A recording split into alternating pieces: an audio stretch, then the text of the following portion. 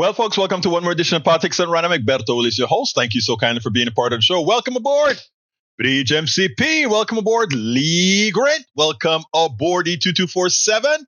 Welcome aboard, para ver, Lynn Hasley-Taylor. How you doing, Lynn Hasley-Taylor? Deb Denny is in the house. How you doing, Deb? AVQ, of course, is in the house. El Senor Michael Rutnan. And our one and only beautiful Yvette Avery Herod. How are my peeps doing? Before we all get started, please remember in that YouTube channel, please give us that up arrow on YouTube. Please give us those likes on Facebook, and give us whatever you can on Twitter, Tweet, Twitch, everything else. Anyway, with us as well is la señora Melanie Keelan de Barcelona, Spain. ¿Cómo está mi amiga favorita de Barcelona? ¿Cómo estás? Me imagino que estás bien. I just know that you're doing fine. I'm going to try it one more time. Mitakuye wasi apetu apte. All my relatives, good day. Today's visit will be the greatest ever visit from E2247. Michael Rudden says, I'm feeling distracted today. Well, stop being distracted, Michael. Let's get with the program. What do you want me to talk about? But we do have stuff to talk about. Again, actually, I have it. I already posted it. I actually posted it to Daily Kos today, what the program is about. Let me throw it up on the screen for you and say, hey, so this is a program today. It is. What's the matter with West Virginia, Dems? Yeah, that's the matter. Then, of course, there is Mary Lou Retton healthcare saga. I want to talk about that. I would like to hear your opinions about it. I spoke about it this morning, got a healthy conversation, which meant we didn't get through everything. Maywood is in the house. Good afternoon, Maywood, who says, hola, hermanos y hermanas. Not really sure if that's how it's spelled or said, but I hope you got the idea. It's hola without the S, but the hermanos and hermanas are perfect. So I give you an A for the try. I give you an A for the success. And Deb Denny says, oh, Bridge MCP, yeah, I've been taking a break, watching more lighthearted stuff to lift the gloom. I've kept up with the news, just not in real time. Hope you are well. Yeah, Bridge is well. We always make sure that Bridge is well. Anyhow, let's go ahead and get started. I want to get started with the first video. And the first video is going to be, wait a minute. I think I had the video. Did I have another video as well? Let me see. Yeah, let's go ahead and start with the video that I was to do yesterday to show the sycophancy of a representative here. I saw this and I actually went berserk. Let me go ahead and play it now, and then we will take it on the other side. Here we go. GOP Representative Tony Gonzalez from Texas, a border district, came on to this week with George Stephanopoulos. And George made a complete buffoon out of this Trump sycophant, as this Trump sycophant endorsed Donald Trump and tried to say that one of the reasons the country is in turmoil is that, Biden didn't turn out to be the uniting president that he was supposed to be, absolving Trump of all that he does to create chaos, specifically by lying to his constituents. This guy admits that, oh yes, Trump lost the election. Oh yes, those people who invaded the Capitol, the terrorists who invaded the Capitol, they were in fact guilty. They should be thrown away. They are not heroes. All the things he said is opposite to what Trump is on the stump saying about these guys being hostages and heroes, that January 6th, so the reason for January 6th was because the people were mad that he won the election and somehow it was stolen from it. Gonzalez does not believe any of that. but still he endorses Donald Trump. And Stephanopoulos in complete awe, not awe, but he just couldn't believe that this guy with a straight face could go out there and say, yes, I endorse Trump, and these are the reasons why. Check this out, and then we'll take it on the other side. January 6th. You called that one of the darkest and lowest days in American history. What do you make of the new reporting? As far as this January 6th new details coming out, I was there. And so, the day before, I sent my family home because I felt they were unsafe. While the speaker and other members were fleeing the chamber, there were a handful of us that were running to the door. There was an anger built in our country then, and 3 years later, that anger has not stopped. There's this division that continues to get fueled. You also called the rioters domestic terrorists. But President Trump calls that day not a dark and low day. He calls it a beautiful day. He also calls those people you call domestic terrorists hostages who deserve pardons. So you've endorsed President Trump. Do you now agree with his belief that January 6th was a beautiful day? Well, George, Donald Trump wasn't responsible for January 6th. The anger in this that was built up by people that no longer believe in the system are what was responsible. And that hasn't changed. More and more people do not believe in the system. My district, which is 42% of the southern border, 70% Hispanic, people aren't talking about January 6th. They're talking about feeling safe in their homes. They're talking about putting food on the table, keeping their kids safe in school. But President Trump is talking about January 6th. Again, he is calling it a beautiful day. He's talking about pardons for those people you call domestic terrorists. Do you believe those rioters should be pardoned? Well, they're certainly not hostages. When I think of a hostage, I think of what happened, Hamas taking the hostages in Israel. They're certainly not heroes. They broke the law, and we have to obey our laws. We are a nation of laws, and they have to obey the laws. I'd also understand we never got to the root of why they did that. It was always kind of a brush over, and it immediately went into politics. If we continue to kick the can down the road and not get to the root of the issue of why people are angry, it's going to create more dangers. Well, but Congressman, hold on a second. There's a lot of evidence. There's a lot, and part of the reason they were angry is they were fed a lot of lies about the election from the man you now support to be president again. Well, they felt as if President Biden stole that election, and nothing has changed since then. But wait, but did President Biden steal the election? Of course not. Of course he didn't steal he's the president of the United States. But Senator Biden was this bipartisan deal-making individual that everyone thought they were going to get. President Biden has turned out to be much different. Now, I hope that changes, right? We have some very big ticketed items, this national security package. I mean, when people are angry, they do desperate things. But sir, that anger is being stoked by the man that you have endorsed for president of the United States. That's what I don't understand. You've been very forthright here. You've called the rioters domestic terrorists. You've said they're not hostages. President Trump says they are hostages, says he's going to pardon them. You've called it a dark day. He calls it a beautiful day. I don't understand, given all that, why you've endorsed him for president of the United States. I think back to the policies when President Trump was in office, and I think back to my district. We did not have the border crisis that we have now. We did not have the humanitarian turmoil. We did not have the chaos. That's the number one thing. I don't disagree with you. I think people want solutions, but how can you have solutions if you can't agree on something as fundamental as the peaceful transfer of power? I do think that's fundamental, but it's also an election year. So you're going to see everybody throw fuel on the fire. If you want to bring people together, if you want to solve these problems, doesn't the responsibility begin with not endorsing a candidate for president who's spreading lies about the last election? This is what I've learned about endorsements.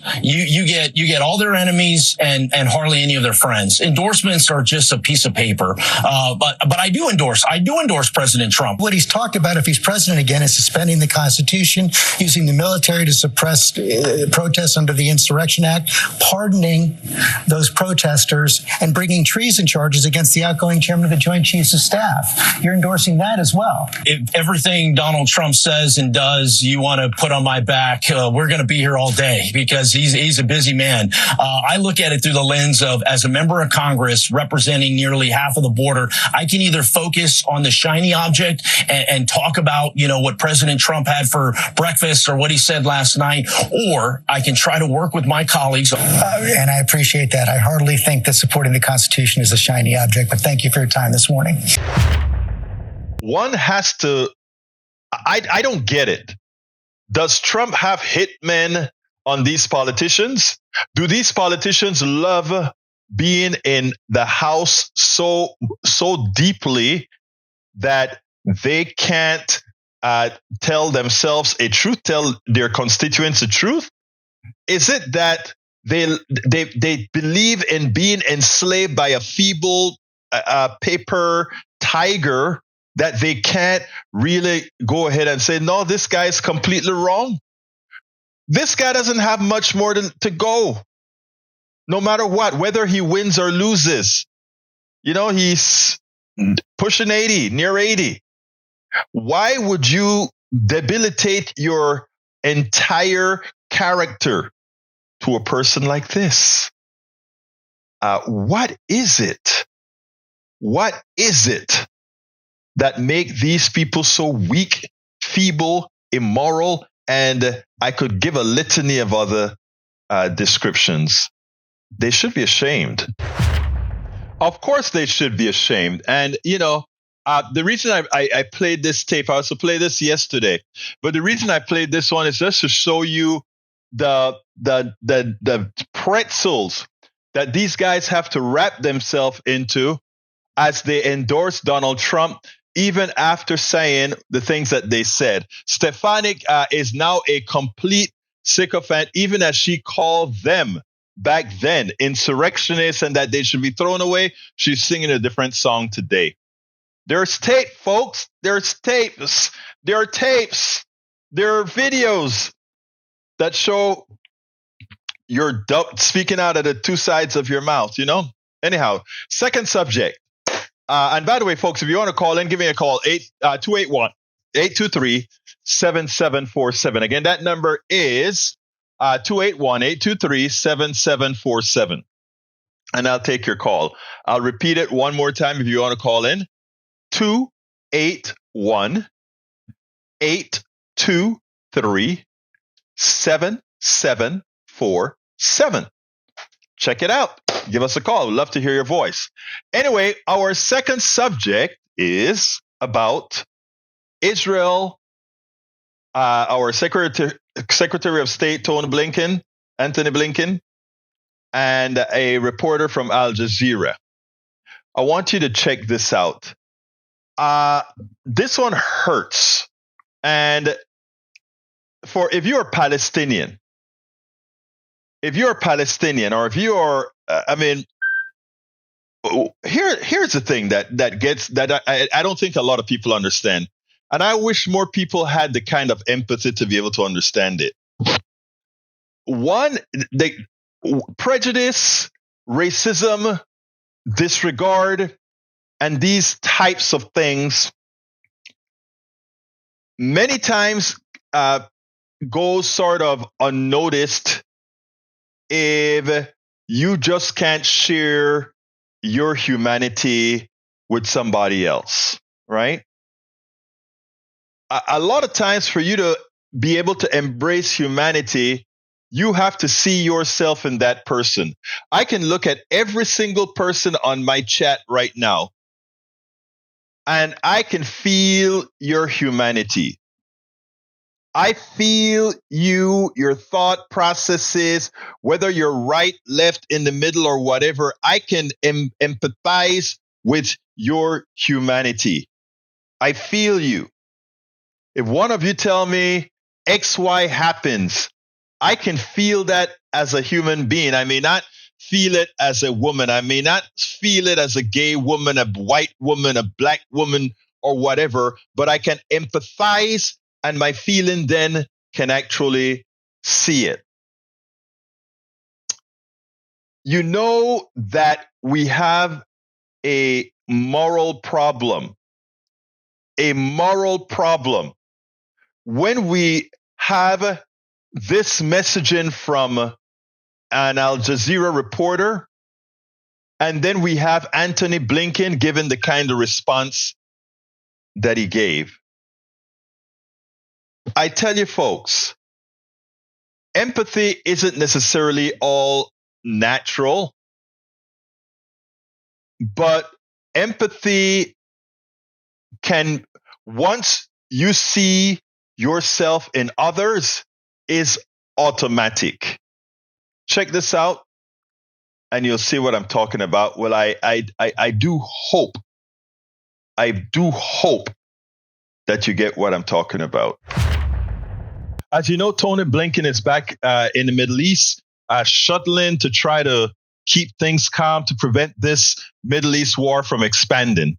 And a reporter from Al Jazeera asked Blinken a specific question. First, before he asked the question, he created the proper narrative.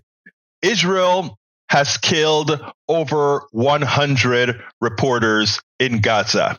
The head bureau chief at, I think it was the head bureau chief at Al Jazeera, had his family killed. And today or yesterday or a few days ago, his son was killed in a private car bombed by the Israelis. So another journalist gone dead. So he presented the narrative. Not only did he present the narrative, he reminded Blinken that over 20,000 Palestinians were murdered by the Israeli IDF. They also pointed out that Israel is decimating the entire Gaza Strip, and that people have nowhere to return to. Their homes are all decimated. He points all this out.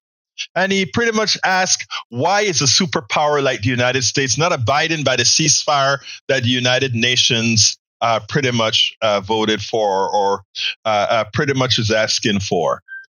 And the tone, I want you to listen to this. The tone deafness of Tony Blinken is absolutely deafening. Please listen, and then we'll take it on the other side. For the final question, Walid Al-Amari with Al Jazeera. Thank you, Walid Al-Amari, Al Jazeera Bureau Chief in Jerusalem. First, let me, Mr. Secretary of State Blinken, thank you for expressing your deep sadness about the tragedy of our dear colleague, Al Jazeera reporter in Gaza, Wael Dahdoum. Wael has lost his wife and 3 sons and his grandchildren in an Israeli bombardment of the house where they were fled from the center of Gaza City and displaced to the southern Gaza Strip on 25th of October. 2 days ago or 3 days ago, he lost his eldest son, Hamza, who was a journalist in Al Jazeera media network and was killed in an Israeli airstrike that hit a civilian car in Rafah. 110 Palestinian journalists were killed so far by Israeli army in Gaza during the war. More than 20,000 civilians were killed and tens of thousands were injured, and hundreds of thousands were displaced from their homes that no longer exist. The situation of the Israeli citizens is also difficult. Tens of thousands were displaced from the Gaza envelope and the borderline with Lebanon, and hundreds of civilians were killed in the Hamas attack on the 7th of October. And there are many prisoners and hostages from both sides, as you know. My question, why do you, as a superpower and as leading force in the international community, not oblige the parties and especially the Israeli government to ceasefire in Gaza and respect the United Nations resolutions and dedicated the peaceful solution instead of both sides continuing wash blood by more blood? The losses that your colleagues suffered are unimaginable. And I have deep condolences for what he has suffered. I, again, can't even begin to fully imagine what he's gone through. And as I said again the other day to the journalists who've lost their lives or been injured in Gaza, we feel very strongly for them as well. And the essential work that they do is more vital than ever. we want this war to end as soon as possible. There's been far too much loss of life, far too much suffering. But it's vital that Israel achieve its very legitimate objectives of ensuring that October 7th can never happen again. And we believe they've made considerable progress toward that goal. At the same time, I think it's very important to remember that everyone has choices to make, and that includes Hamas. Hamas could have ended this on October 8th by not hiding behind civilians, by putting down its weapons, by surrendering, by releasing the hostages. None of the suffering would have happened if Hamas hadn't did what it did on October 7th, and had it made different decisions thereafter. So it's very important to keep that in perspective. And again, this could end tomorrow if Hamas makes those decisions. We will continue, as we've done, to give the Israelis our best advice about conducting this war in a manner that achieves the objective of making sure that October 7th can't be repeated, does better by protecting civilians and making sure that people get the assistance that they need. Blinken showed no emotions that 20-something thousand Palestinians were murdered by the IDF. He showed a little bit of compassion for the reporters who got murdered by Israel by bombing civilian cars. Yes, he showed compassion for that. But for the thousands of babies and mothers and women and men, no compassion. The only thing he says is Israel has the right to prevent Hamas from ever doing this again. How brain dead could that answer be? First of all, he has to know that by killing all those Palestinians, even if they are human shields, are simply going to create more terrorists. It doesn't create the love in the heart of Palestinians when you have an oppressor come and murder 20-something thousand of you. It doesn't do that. It also is completely brain dead when he says Hamas can stop this tomorrow. If they just turn over the hostages and turn themselves in, it's all over. We will stop it. We will stop it. If that turns out to be the case, we will stop doing this. In other words, the same way Hamas is holding hostages, for Israeli hostages, which is bad, a terrorist act. They killed 1,200 Israelis. Horrendous. It's a terrorist act, but they're a terrorist organization. And now Israel is saying, just turn yourself in and we'll stop killing all those Palestinians that's hiding behind you, that you're hiding behind. As opposed to saying something sensible like, we will have a surgical warfare with Hamas. In other words, where possible, we'll bomb the tunnels, we'll have clandestine operations to go in there and surgically remove them so that they can't use Palestinians as shields to protect themselves. And you know what happens when you do that? Palestinians see, Israel doesn't want to kill all of us. They're just looking for the terrorists for real, right?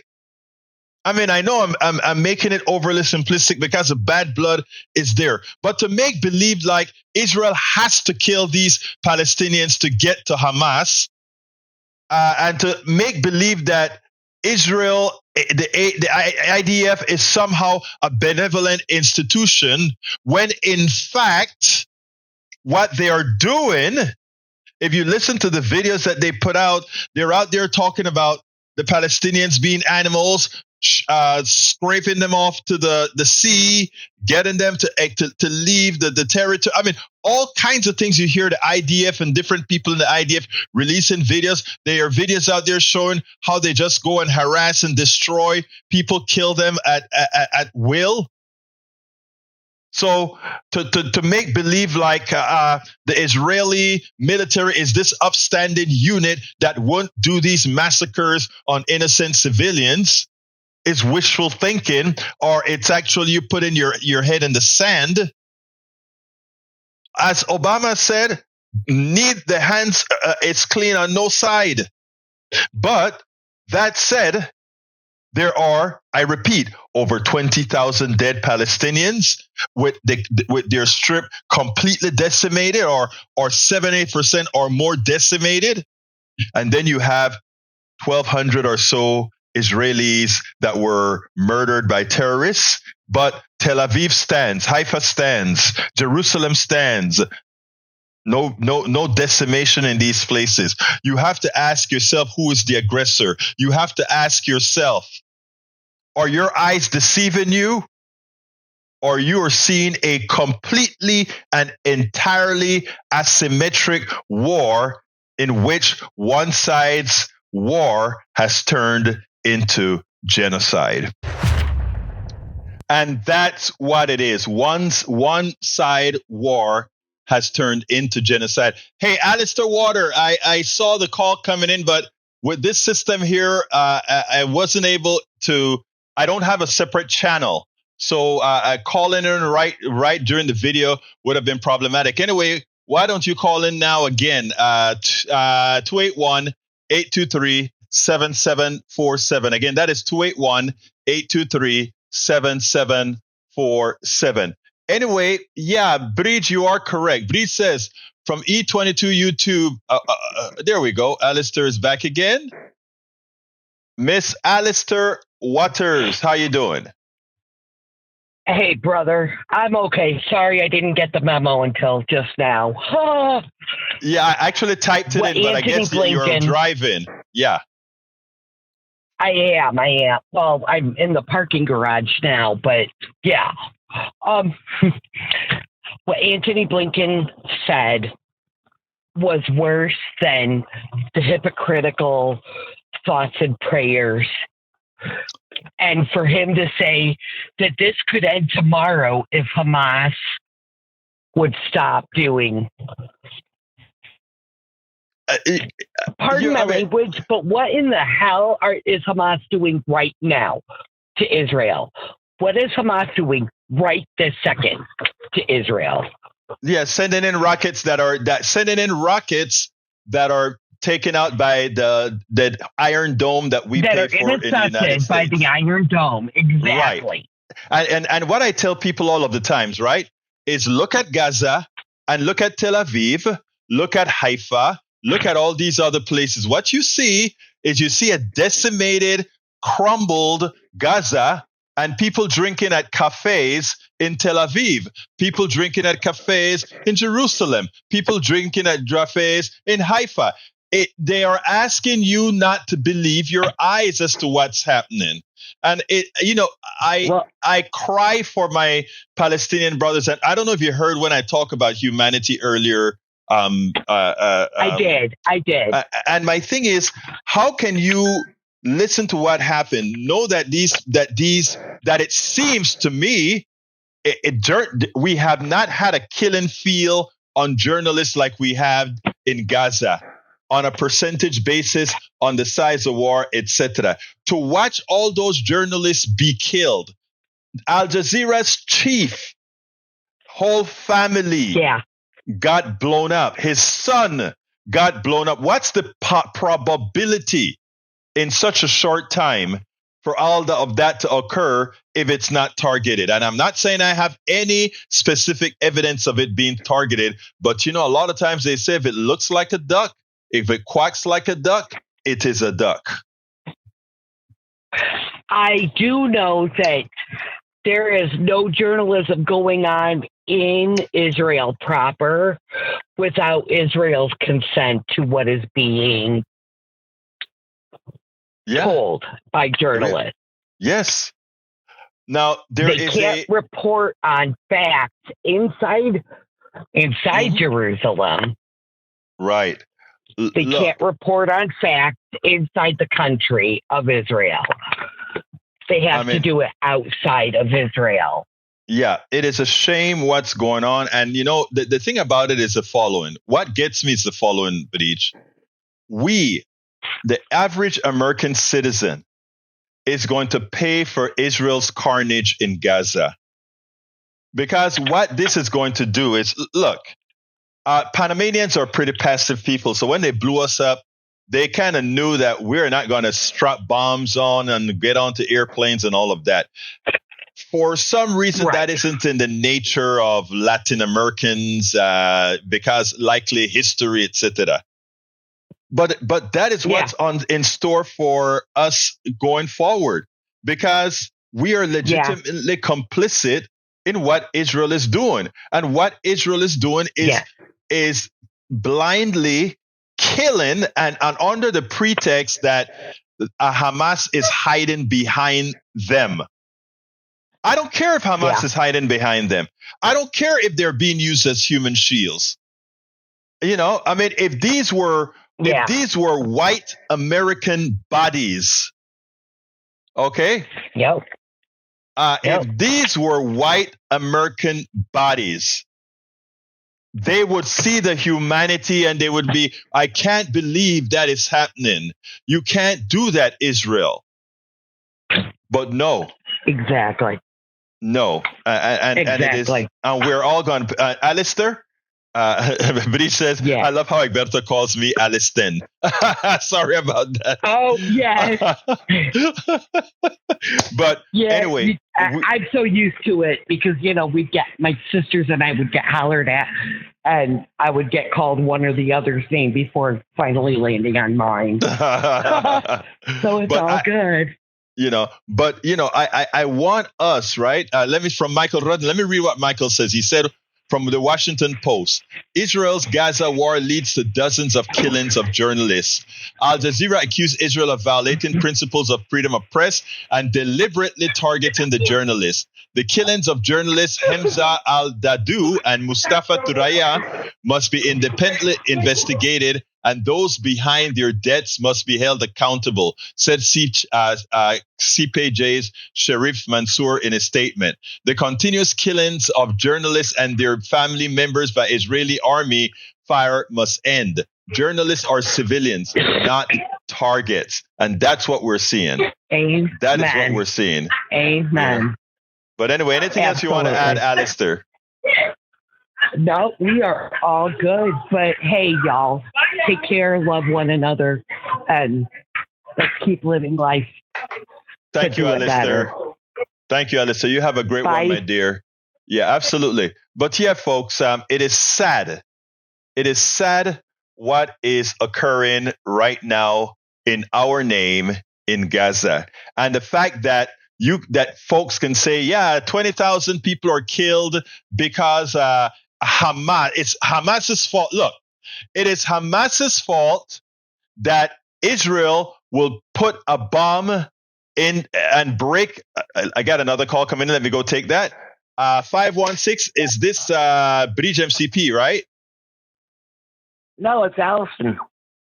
Oh, Allison, you called That's again? A joke. Oh, no, I know it was you. Don't do that to me. I knew you know. It just cracks me up when you talk to how you say my name. When you talk to me, you say her name. I'm getting old. What can I say? What can I say, Bridge? What can I say? I'm older. Hey, anyway, beautiful. Talk to me.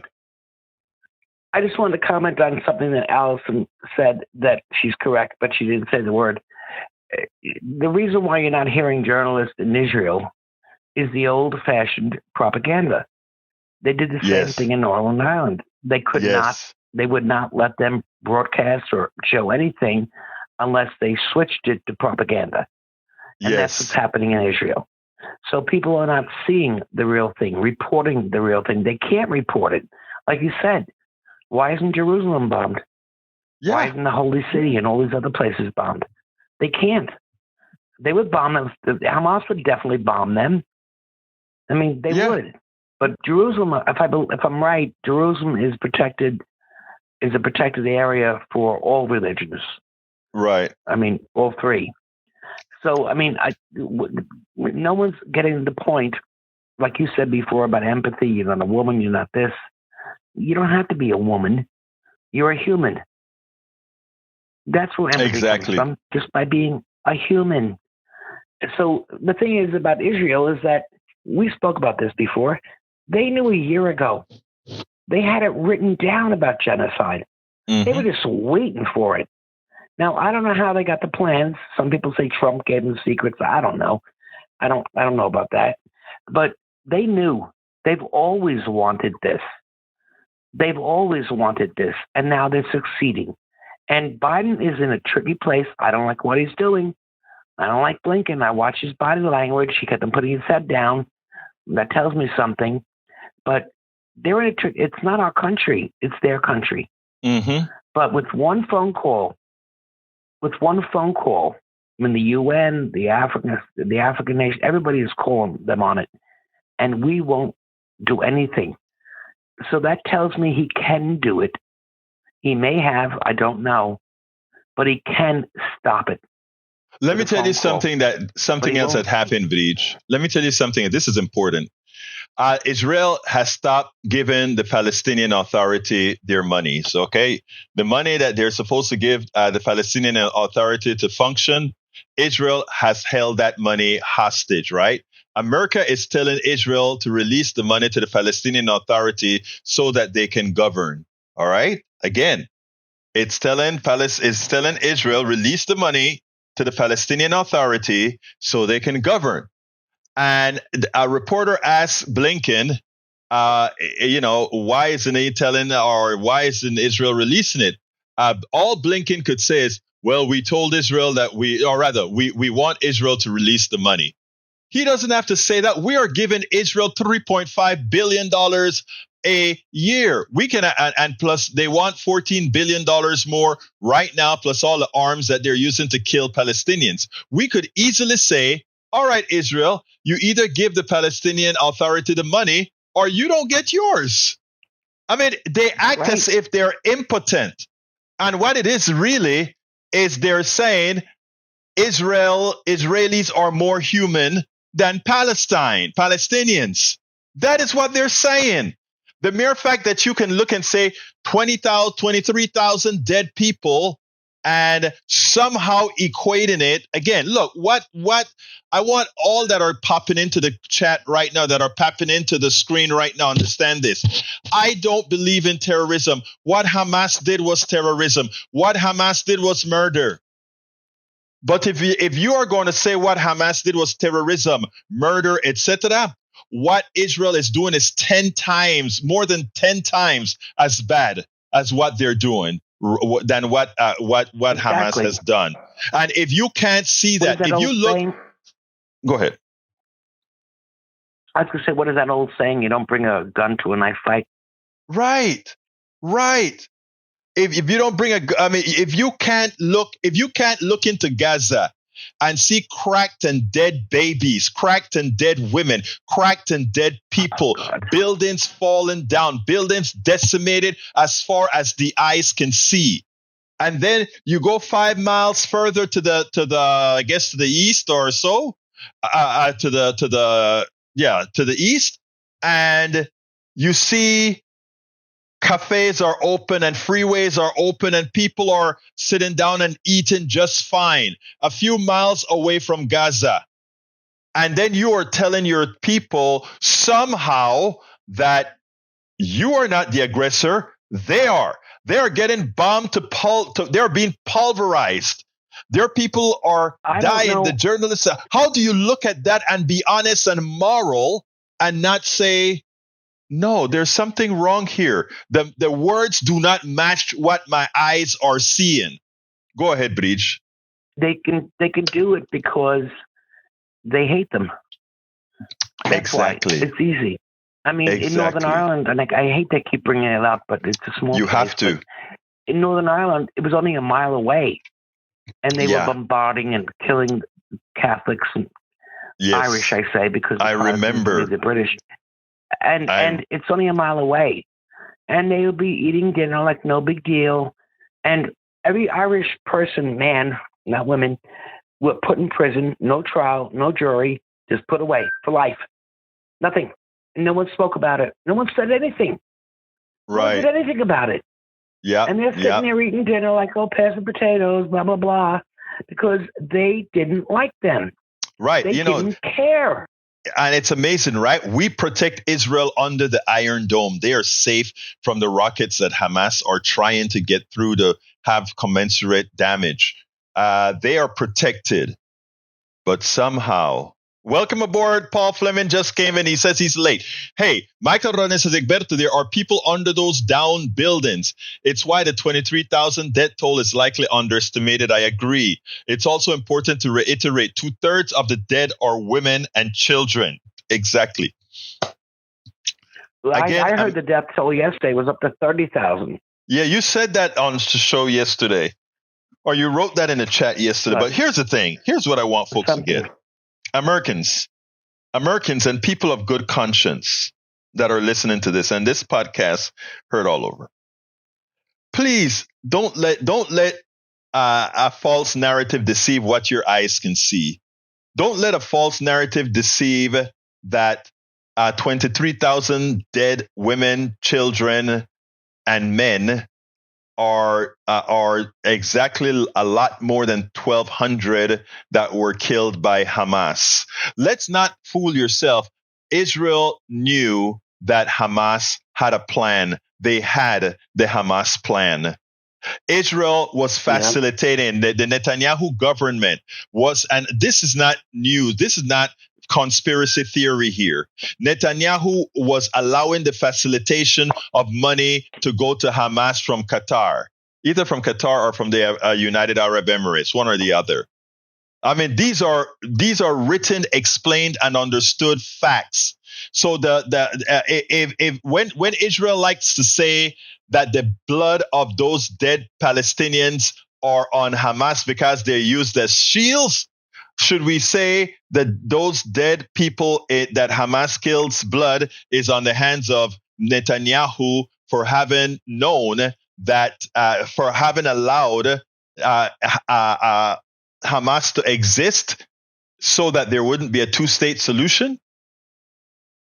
God, I tell you. Well, why would they use the excuse that the Palestinians are being used as shields and then kill them all? Now they're not shields anymore. Yeah. So now they're not. Do what they want. I want to address. I don't want to take up your time of your show. Thank you very much for calling in, Bridge. I love when people call in. Actually, I simply love it. Thank you so kindly. No problem. Take care now. Let's get some other things here. Okay. Dev says not a single Arab country will accept Palestinian refugees. There's a question. There's an answer to that. And the reason why is the following. Who supports the vast number of Palestinians? We are in need of employees in America, and we won't take those people that are on our borders. America, Deb Denny, my beautiful Deb Denny, America won't take the people on the border in as much as we need their labor. We do need their labor. We won't take them, but let me tell you the worst part about that, Sister Deb Denny. These people are on our border because of American policy in Haiti, American policy in Cuba, American policy in Venezuela, American policy in Guatemala, Honduras, El Salvador. Starting with Haiti, what the treaty did with rice created the problem with having farmers dislocated. Look, we can go into a lot of that, but what we don't get here, Sister Deb Denny, is information. And that's why I hope that we here can provide information not given to you by the mainstream media to enlighten folks to understand our border problem that Republicans are always screaming about. They don't tell you the next layer. They don't tell you why we have a border problem. They just want to shut the border down. So we effect bad policy around the world. We shut the border down. What do you think happens then? What do you think happens then? Okay. Same thing here with Israel and Hamas. Here, did you know, Deb, that Israel facilitated the funding of Hamas for the sole purpose of the existence of Hamas so that they would have an excuse not to create a two-state solution? Because if they had the Palestinian Authority, which was an organization they had a relationship with, they would have to do a two-state solution. But if Hamas stayed powerful, Nobody would want to negotiate with a terrorist organization. It gave them the reason why then there was no two-state solution. It is all documented, Deb Denny. Do you still feel the same way? Do you still feel the honesty of Netanyahu or his government? I don't think you can. Netanyahu got his people killed. He opened the door for the Hamas terrorists to come in and kill his Jewish brothers and sisters, our Jewish brothers and sisters. Think about it.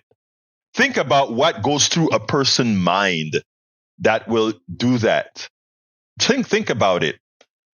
All right. So I want everybody who's listening, and Deb, come back and tell me if you understood if you follow what I was saying, because I want people to understand.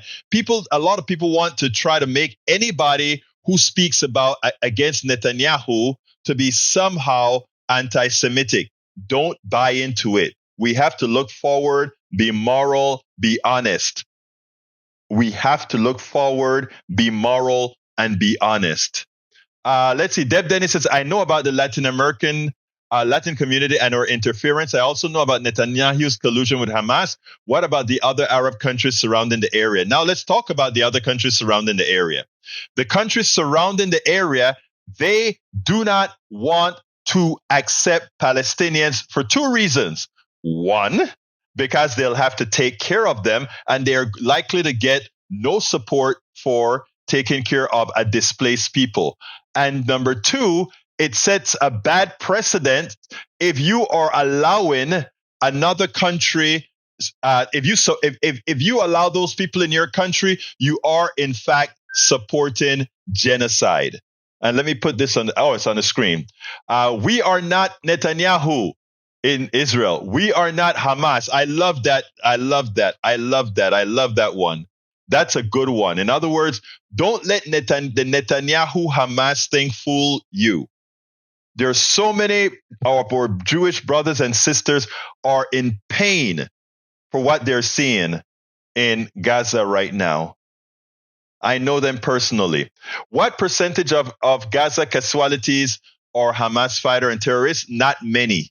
Not many. Again, not many. Not many. So it is important. And again, remember now, Deb, if other Arab countries just open their doors for Palestinians to move in, two things. It's a burden for you to relocate people of another country in your country in that form. Number two, you will be justifying the Israeli genocide by saying we can kick you out of your land because of who you are. So that's your answer right there. All right. There's one more subject that I want to cover. Actually, I have several, but I want to cover this one. And this one is healthcare with Mary Lou Retton. All right.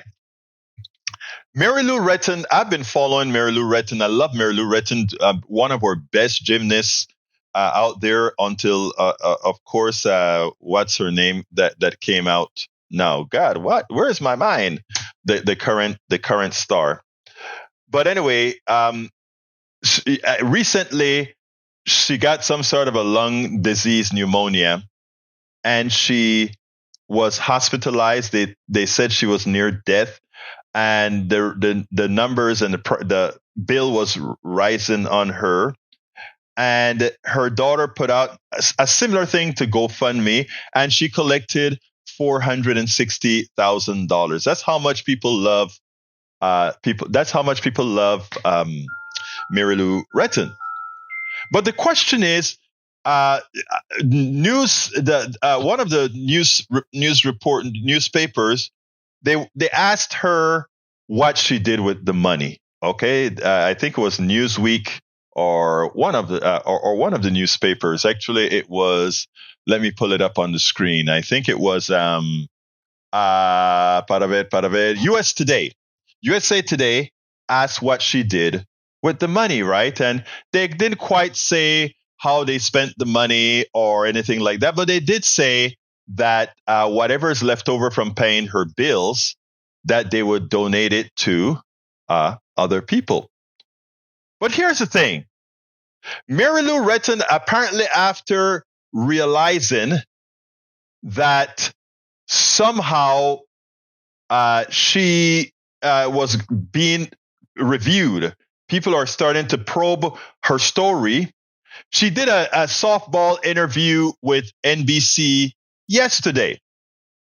And in that interview, or CBS, I don't remember which one it was, in that interview, they asked her, you didn't have insurance? No. Why didn't you have insurance?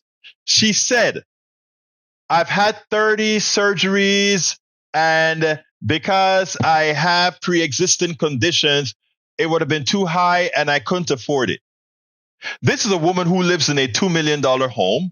And by the way, I want a healthcare system where it doesn't matter that Mary Lou Retton has a $2 million homes or anything. I want her to go in with a card and be able to get good healthcare. That's what I want for every single American. But she goes and on TV and misrepresents the truth. I don't know the complete truth, but when she goes out there and says, I could not afford insurance, when Obamacare is there, and as USA Today did their research, found out that she qualified for a policy that would have cost anywhere between $500 and $600 a month.